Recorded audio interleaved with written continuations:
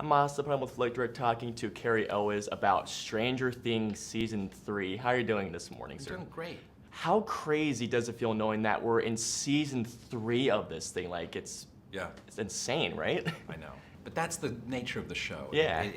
I think once you turn it on, it's hard to turn it off. Right. And it grips you and grabs you and it won't let go. You know, the show has been on for a couple of years now. Were you a big fan and were you binging along with us as the show has been going on? My wife and I binge-watched season 1 and 2, and like I'm sure you did. To cancel all our appointments, and we had dates that we had to let go of, and we just said we can't leave the TV set. Oh, We wow. have to finish this, find out what happened to all these characters.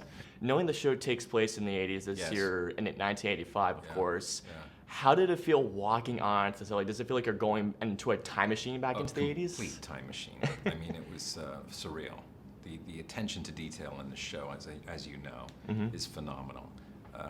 Every department head, everyone involved in the show brings their A game in terms of the performance, direction, lighting, editing, but also the production value, which is just, I've never seen anything like it. The only thing I can compare it to is maybe Kubrick. I got to visit, Really? Yeah, well, I visited a couple of Kubrick sets as a kid, and Kubrick was that way. The Shining Hotel was practical, and so when I got onto the mall set and saw that it was all practical, I was like, I told them, I said, I haven't seen this since Stanley Kubrick, and they were like, oh, thank you. You know.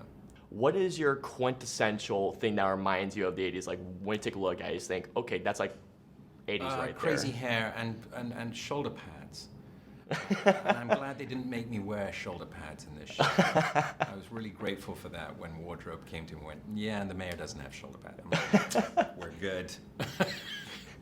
Although if they had, I would have, what was I going to say? How do you think this season differs from the previous season? The kids are no longer kids anymore. They're growing up, and there's love in the air, and they have to grow up without growing apart.